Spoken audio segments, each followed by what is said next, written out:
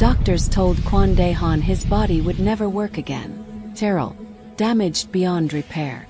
3 years of specialists, surgeries, experimental treatments, all ending with the same verdict. His condition was permanent. The bullet that grazed his spine during the Busan Territory War had stolen more than just mobility for 6 months.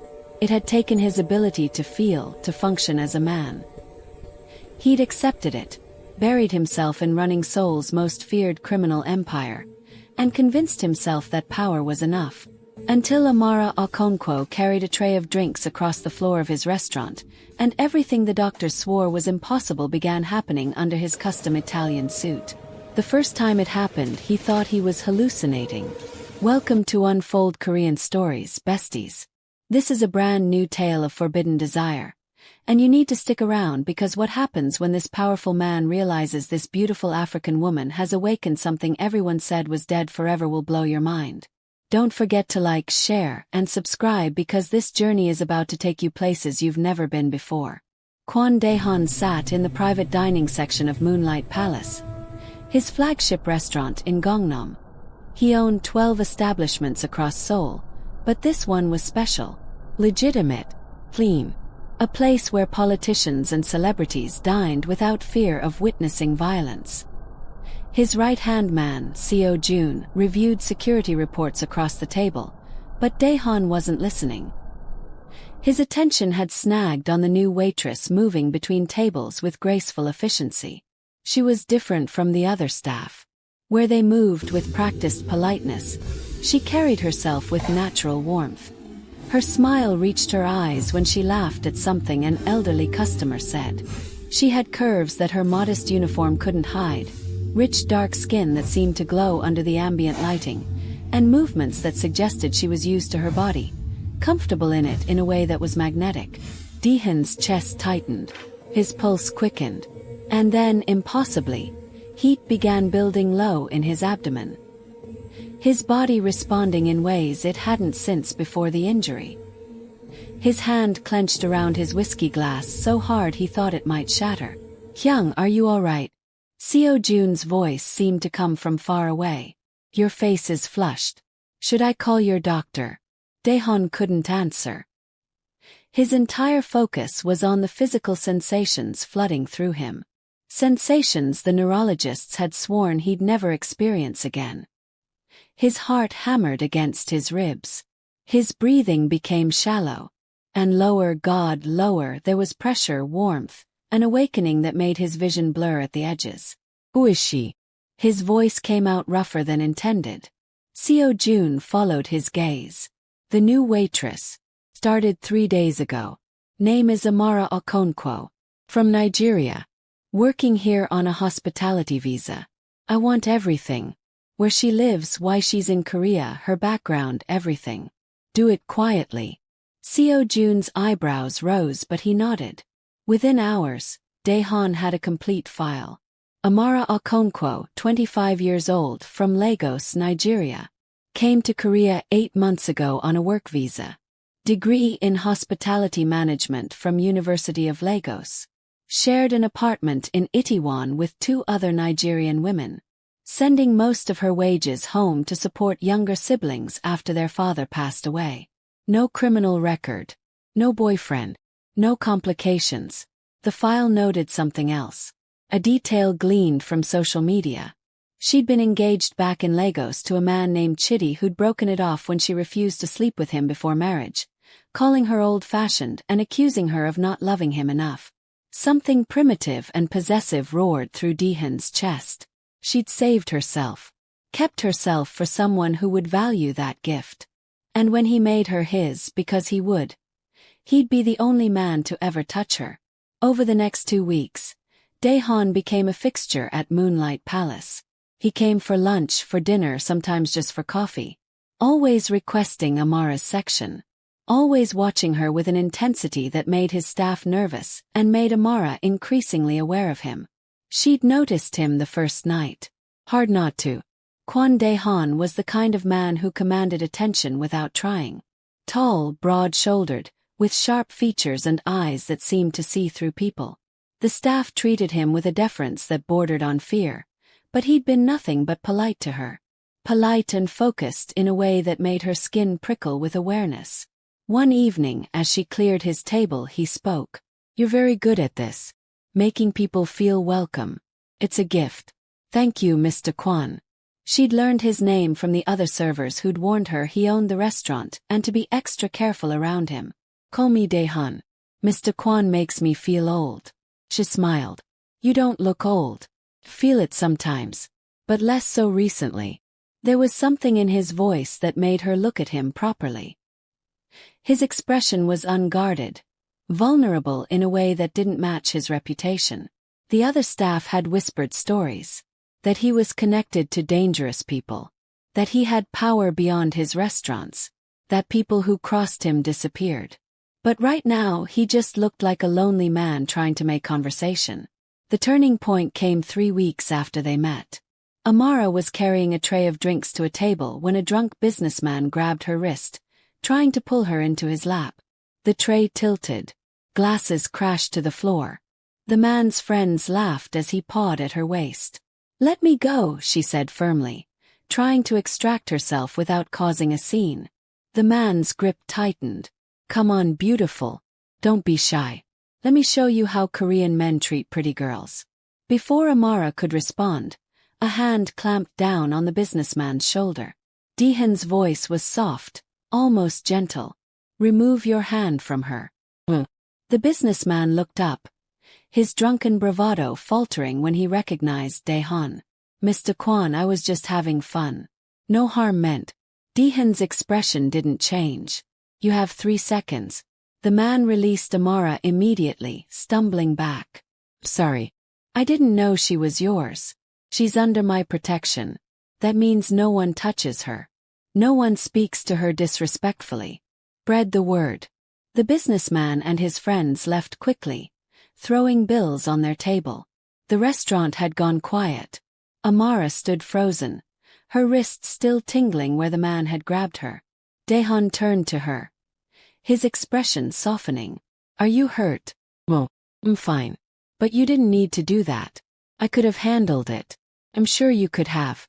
But you shouldn't have to. Come with me." He led her to his private office behind the kitchen. The space was elegantly furnished, more like a luxury apartment than an office. He gestured for her to sit, then poured her a glass of water. "I'm sorry that happened in my establishment. It won't happen again. It wasn't your fault. Drunk customers are part of the job. Not anymore. From now on, you work private dining only. My section.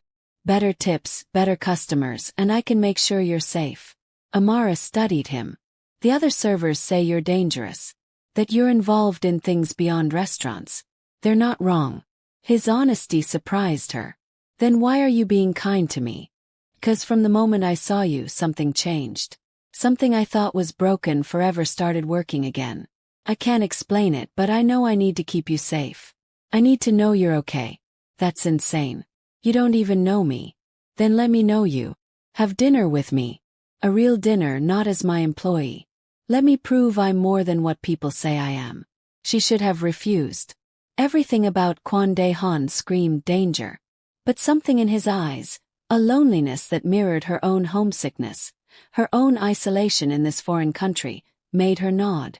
"One dinner. But you're paying and it better be good." His smile transformed his entire face. "I'll pick you up tomorrow at 8. The next evening, Daehan arrived at Amara's apartment building with a black Genesis G90 and a bouquet of flowers. Nigerian flowers he'd had specially imported. Yellow hibiscus and African lilies. When Amara emerged in a simple emerald dress that hugged her figure, Daehan's heart did that impossible thing again. Vase, pounded. Reminded him he was alive. "You look stunning," he said, his voice rough with emotion.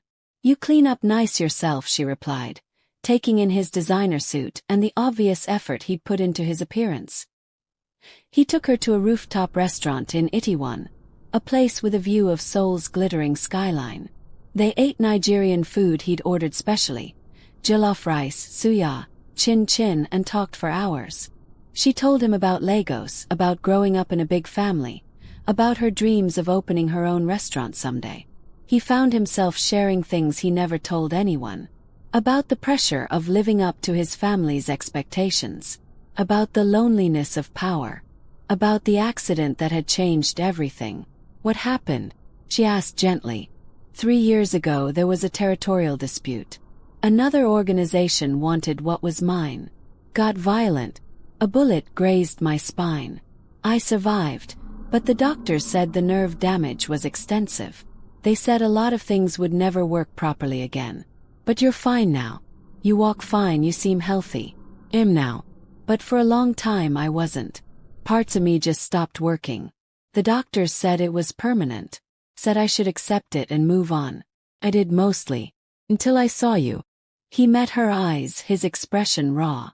The night you started at Moonlight Palace, something happened. My body responded in ways it hasn't in 3 years. My heart started racing. I felt things I thought I'd never feel again. Sounds crazy, but you woke me up, Amara. She reached across the table, covering his hand with hers. That's not crazy. That's beautiful. Over the following month, they fell into a pattern. Daehan came to Moonlight Palace every evening. Amara worked his private section, bringing him meals and staying to talk during her breaks. Afterward, they'd go for late drives through Seoul. Him pointing out landmarks, her teaching him Yoruba phrases that made him laugh when he mispronounced them. He bought her gifts. Designer handbags, expensive jewelry. Things she protested were too much but secretly treasured because they meant he was thinking of her. He sent food to her apartment for her roommates. He arranged for money to be wired to her family in Lagos, more than she could send on her own. You're trying to buy me, she accused one night, though her tone was affectionate. I'm trying to take care of you. There's a difference. You work so hard, Amara. You carry so much responsibility. Let me help carry some of it. Her roommate Zainab warned her over breakfast one morning. That man is dangerous, Amara. Asked around. People say Kwon Dae-han is connected to organized crime. He's not someone you play with. He treats me well, Amara defended. He's been nothing but respectful. Now. But men like that, they have darkness in them. Be careful. That evening, Amara decided to test the waters. She cooked Nigerian food, brought it to Daehan's penthouse in Gangnam. The space took her breath away. Floor-to-ceiling windows, marble everything. Art that probably cost more than her entire year's salary. You live here alone? She asked, setting containers on his massive kitchen island. It's been empty for a long time. Lonely. But not tonight. He moved around the kitchen with surprising ease, plating her food beautifully, heating it perfectly. When he removed his suit jacket and rolled up his sleeves, revealing strong forearms marked with faint scars, Amara felt heat pool low in her belly. You're staring, he said without turning around. Maybe you're worth staring at. He turned then, something dark and hungry flashing in his eyes. He moved closer until he stood right in front of her, close enough that she could smell his cologne, feel the heat radiating off his body. Amara.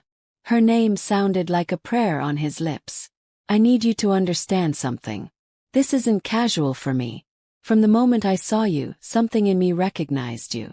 My body came back to life. My heart started beating properly. The doctor said it was impossible, but you made it possible. You're a miracle. Daehan. He cupped her face, his thumb brushing her cheekbone with devastating gentleness. Love you. I've loved you from that first night. And I need you to know what you're getting into. I'm possessive. I'm jealous. I'll protect you with everything I have, but I'll also destroy anyone who tries to hurt you. I need you to know the man you're falling for before this goes any further. Her heart hammered. What if I'm already in too deep? His kiss was an answer. Soft at first, questioning, then deeper as she responded. Years of loneliness poured into the way his hands gripped her waist, into the way she tangled her fingers in his hair, into the small desperate sounds they both made when the kiss finally broke. Stay with me tonight, he whispered against her lips. Fear and desire warred in Amara's chest. She'd never been with a man. Chitty had left her because she wouldn't sleep with him, had called her frigid and old-fashioned. But this felt different. Daehan felt different. I've never. She couldn't finish the sentence. Understanding dawned in his eyes, followed by something that looked like reverence. You're a virgin. She nodded, heat flooding her face. My ex left me because I wanted to wait. I wanted it to mean something. Maybe I was stupid. You weren't stupid. Dehan's voice was fierce. You were waiting for someone who deserved you. Someone who would treat you like the precious gift you are. Let me be that person, Amara. Let me show you how it should be. He carried her to his bedroom, laying her on silk sheets with heartbreaking tenderness. What followed was slow and overwhelming. Daehan treated her like something sacred, whispering Korean endearments she didn't understand but felt in her soul. He took his time making sure she felt safe, cherished, worshipped. When he finally joined their bodies, the sensation was intense, a brief flash of discomfort that melted into something profound and perfect. For Daehan it was resurrection. Everything worked flawlessly, better than it ever had before the injury. With Amara he wasn't broken. He was whole. Afterward, wrapped in his arms with her head on his chest, Amara felt his heart beating strong and steady. The doctors really said you'd never be able to do this. They said many things. That my body was too damaged. That I'd never feel anything properly again. That I should accept a half-life. He kissed her forehead. They were wrong. I just needed you. But as Daehan slept peacefully beside her, old fears crept into Amara's mind.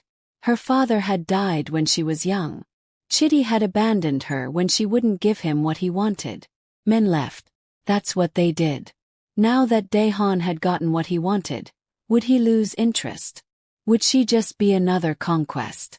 In the pre-dawn darkness, she dressed quietly and slipped out, her heart breaking with every step away from him. Daehan woke to cold sheets and panic. He called her phone. No answer. He sent men to her apartment. She wasn't there. For 7 hours. He tore soul apart looking for her, his carefully maintained control cracking. His men had never seen their boss like this. Desperate, frantic, his hands shaking as he dialed her number repeatedly.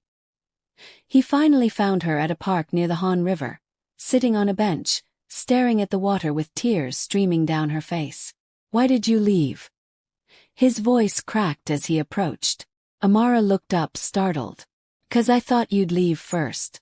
Everyone leaves, Daehan. My father died.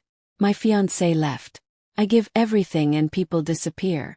I couldn't survive waiting for you to get bored, so I left before you could. Daehan dropped to his knees on the damp grass, taking her hands in his. I would never leave you. Last night wasn't just about physical intimacy, Amara. It was about finally feeling complete after 3 years of feeling dead inside. You brought me back to life. You're not someone I could ever walk away from. You're the reason my heart beats. You really mean that. Love you. I'll love you until my last breath and probably beyond that. Come home with me. Let me spend every day proving I'll never leave. She went home with him. And for the next 6 weeks, they existed in a beautiful bubble. Amara refused to move into his penthouse immediately. She needed to maintain some independence, some connection to her own life.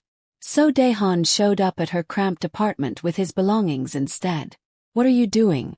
She demanded as his security team carried inexpensive luggage. If you won't come to me, I'll come to you. Zainab watched in disbelief from the kitchen. This man is actually insane. Insane about your friend. Daehan agreed cheerfully. Living together in Amara's tiny space was chaotic. Daehan's large frame barely fit on her small couch. His security team had to rotate shifts in the hallway, drawing curious looks from neighbors.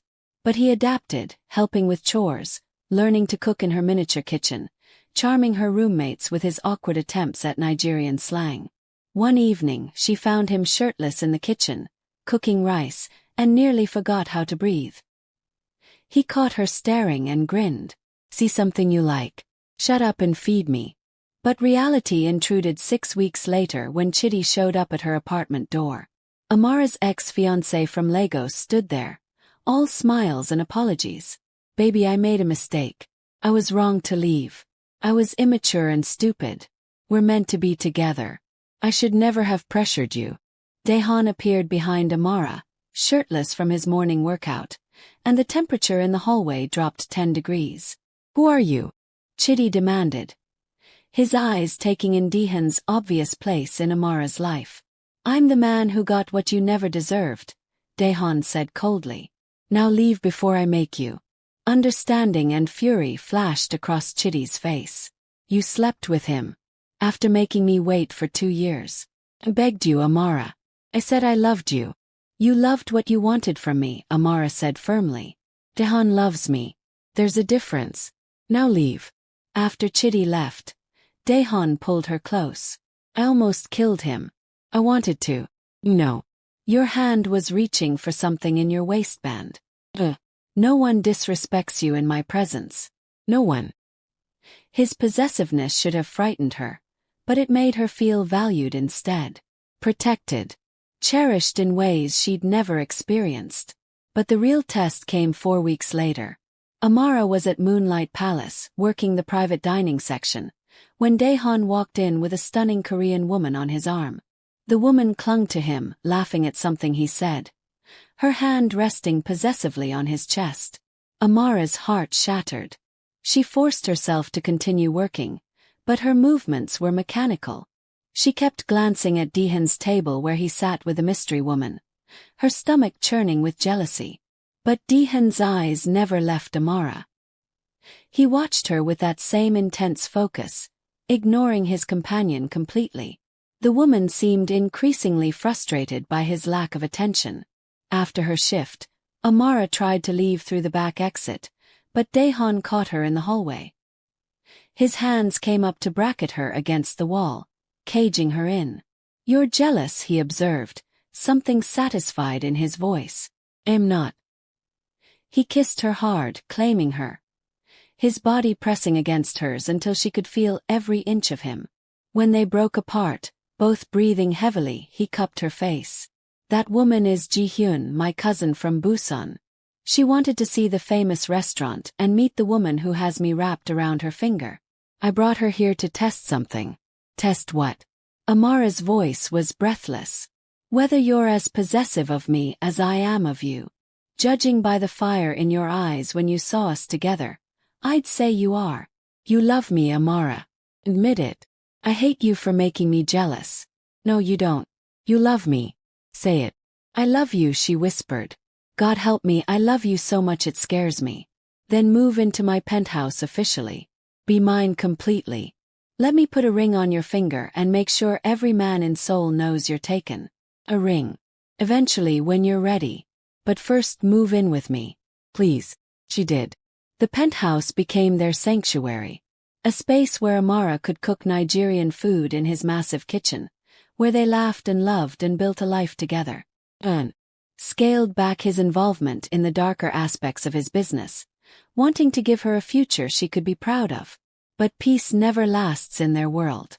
It came crashing down 6 weeks later when Daehan's parents requested a formal meeting. His mother and father sat in the penthouse living room, their expressions cold as they looked at Amara. A foreign waitress, his mother said, each word dripping with contempt. Daehan, you're the heir to our family legacy. This girl is completely inappropriate. Amara is not this girl, Daehan said coldly. She's the woman I love. The woman who gave me back my life. She's educated, hardworking, and has more dignity than anyone in your social circle. She's a waitress. She serves food for money.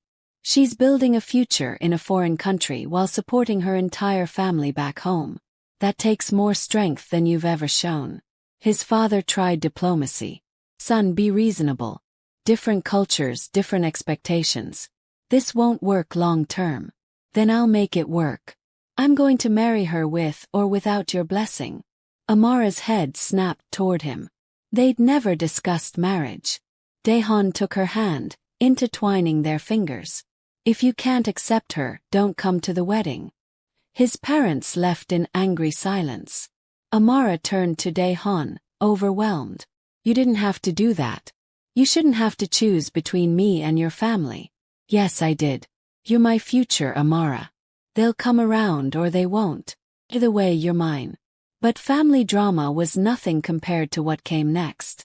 The Red Scorpions, a rival organization Daehan had been in conflict with for years, saw an opportunity. They'd heard about the Nigerian girlfriend, about Daehan's unprecedented devotion to a foreign waitress. Weakness they could exploit. Started with threats. Messages left at the restaurant. Warnings delivered by frightened intermediaries. Daehan increased security around Amara, assigning bodyguards to follow her everywhere. I can't live like this, she protested. Feel like a prisoner. It's temporary. Once I handle the Red Scorpions, things will normalize. But things didn't normalize. They escalated. One morning, Zainab didn't come home from work. Amara called her phone repeatedly.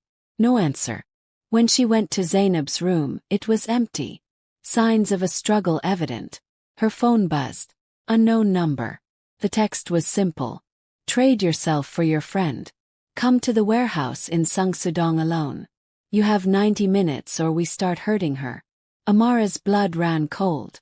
She should have called Daehan immediately, but the message was clear. Come alone or Zainab suffers. She couldn't risk her friend's life. She slipped past the bodyguard posted outside, taking a taxi to the address. The warehouse was abandoned, eerily quiet. She stepped inside, her heart pounding. Miss Okonkwo. A man emerged from the shadows. Middle-aged, scar running down his left cheek, eyes cold as death. I'm Lee Sangmin, leader of the Red Scorpions. You're very brave to come alone. Where's Zainab? Safe for now. You see, Kwon Daehan has been a problem for years. He controls territory that should be mine. He's cost me money, respect, soldiers. I've tried everything to break him. Violence, intimidation, business pressure. Nothing works. But then I heard about you. The African waitress who brought Seoul's Ice King to his knees. I realized the way to destroy Daehan isn't through his empire. It's through his heart. Fear shot through Amara. He'll kill you for this. He'll try. But by the time he finds us, I'll have already won. You see, I'm going to hurt you. Not kill you, that would be too merciful.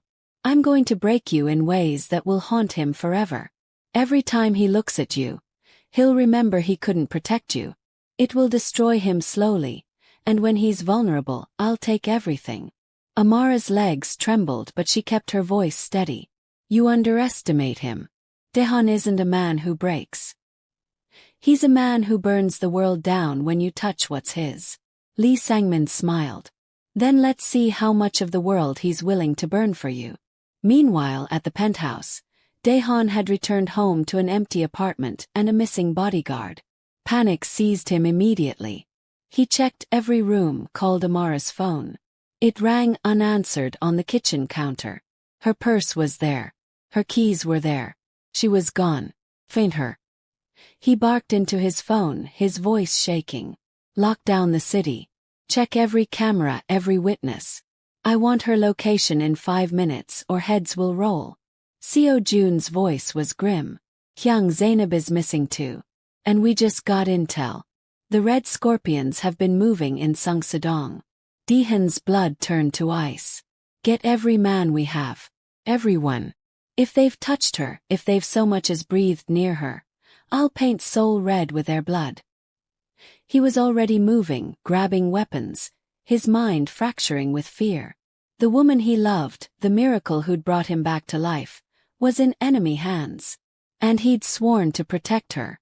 The drive to Sungsudong was a blur.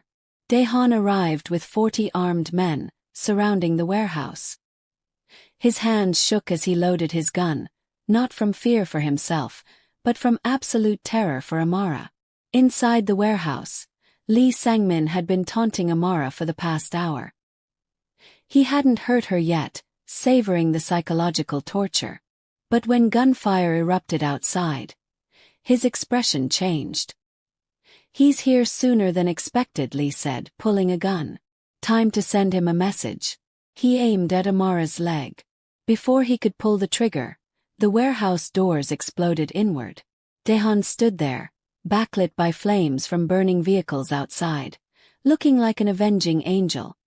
His men poured in, engaging Lee's soldiers. But Dae-han only had eyes for Amara. He crossed the warehouse in seconds, cutting down anyone who stood between them. When Lee tried to use Amara as a shield, Dae-han shot him in the shoulder without hesitation. "You touched her." Dae-han's voice was dead calm, which somehow made it more terrifying. "You threatened her. You made her afraid. For that, you don't get a quick death." The next few minutes were brutal. Dae-han dismantled Lee Sang-min methodically, each strike precise, calculated. His men found Zainab locked in a back room, terrified but unharmed. The red scorpions who hadn't fled were eliminated. When it was over, Dae-han's hands were covered in blood. He went to Amara, who sat against the warehouse wall in shock. "Are you hurt? Did they touch you? Talk to me." She looked at him. This man who just killed for her, who'd brought an army to rescue her, whose hands shook as he checked her for injuries. I'm okay, Dae-han." He pulled her into his arms and she felt him trembling. "I almost lost you. I promised to protect you and I almost lost you. You saved me. You came for me. I'll always come for you. Always. You're my heart, Amara. Without you I'm just a dead man walking." The aftermath was intense. The red scorpions were effectively destroyed. Those who survived fled Seoul. Dae-han's reputation as someone not to cross was cemented. But more importantly, he became infamous for his devotion to the African woman who'd captured his heart. 3 weeks later, after the trauma had begun to fade, Amara noticed something strange. She was exhausted constantly. Her breasts were tender. And when she couldn't keep breakfast down 3 days in a row, realization dawned. She bought a pregnancy test with shaking hands. When the positive lines appeared, she sank to the bathroom floor, crying. It should have been impossible. Dae-han was supposed to be infertile. Dae-han found her there. "Amara, what's wrong?" She couldn't speak, just held up the test. Dae-han stared at it, his expression unreadable. Then his knees buckled and he dropped beside her. "Is this real? The doctors were wrong. Or maybe you're my miracle too." Either way, she touched her stomach. "We're having a baby." He laughed, a sound of pure unrestrained joy. He pulled her into his arms, kissing her face, her hair, her stomach. "You've given me everything. My heart, my body, my life, and now a child. Amara, you're my miracle.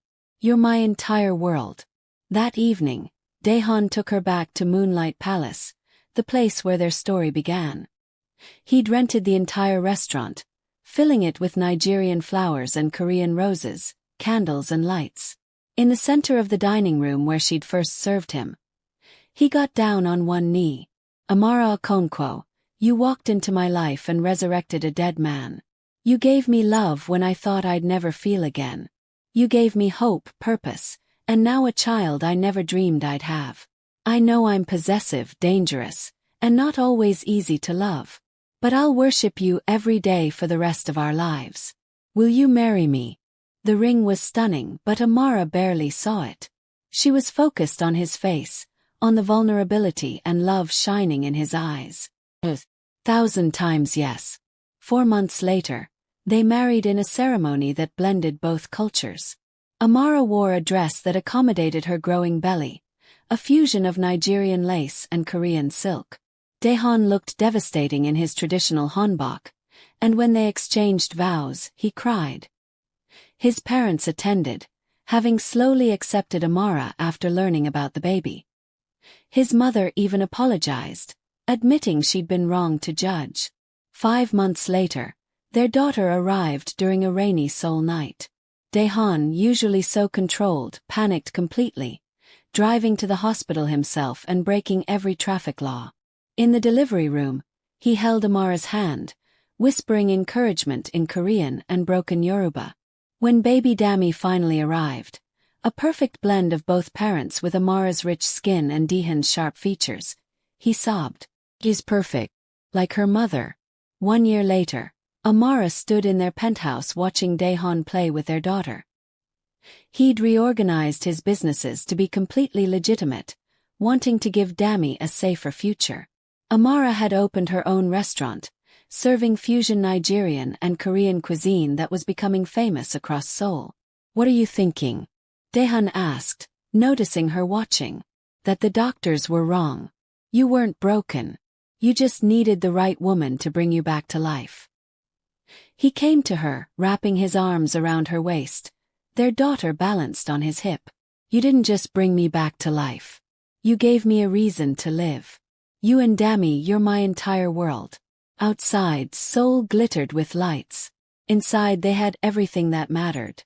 Their love had defied medical impossibility, cultural differences, dangerous enemies, and societal judgment.